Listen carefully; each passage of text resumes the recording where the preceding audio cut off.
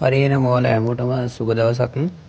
අද අපි බලන්න හදන්නේ ඔයාලගේ 2025 2026 අවුරුද්දට අදාළ වෙන ගණිතය අනුමාන ප්‍රශ්න මොනවද කියලා. එතකොට මේ අනුමාන ප්‍රශ්න ගත්තාට පස්සේ මේ අනුමාන ප්‍රශ්න එන්නත් පුළුවන් නොඑන්නත් පුළුවන්. ඒ හින්දා මේ අනුමාන ප්‍රශ්න මතම යැපිලා ඔයාලා ඉන්න එපා. ඔයාලා මේ අනුමාන ටික වැඩිපුර ටිකක් ටච් එකේ තියාගෙන අනිත් කරුණුත් හොඳින් බලා ගන්න. නැත්නම් මේ අනුමාන ප්‍රශ්න ආවේ නැත්නම් මොකද වෙන්නේ?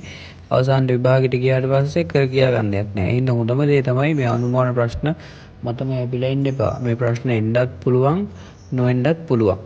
ඒක ඔළුවේ තියාගෙන වීඩියෝ එක බලන්න, තවත් කෙනෙක්ට බලන්න, ෂෙයා කරන්න, ලයික් එකක් දාන්න, තව මොකක් හරි ඔයාලට දෙයක් ඕන නම් කමෙන්ට් එකක් දාන්න.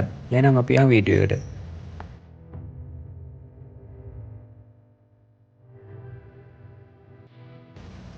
හරි එතකොට ඔයාලට මේ තියෙන්නේ ඔයාලගේ රචනා පේපරේට ප්‍රශ්න හැදෙන පාඩම් සෙට් එකයි. එතකොට ප්‍රශ්න හැදෙන්න පුළුවන් ආකාරය. එතකොට හීනවන ශ්‍රේෂ්ඨ ක්‍රමයෙන් හැදෙනවා.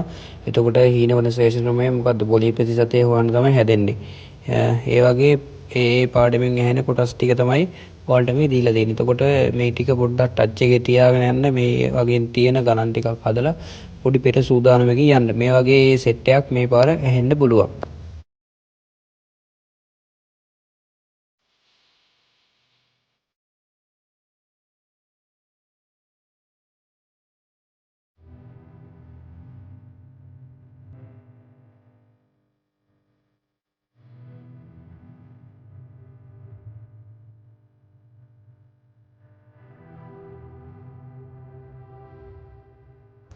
හරි එතකොට ඔයාලට මේ දීලා තියෙන්නේ B කොටසෙන් හැදෙන්න පුළුවන් ප්‍රශ්න සෙට් එක.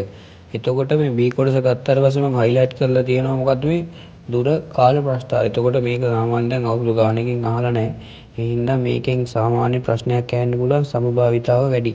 ඒ හින්දා පොඩ්ඩක් මේ කැල්ලත් ටච් එකේ තියාගෙන යන්න.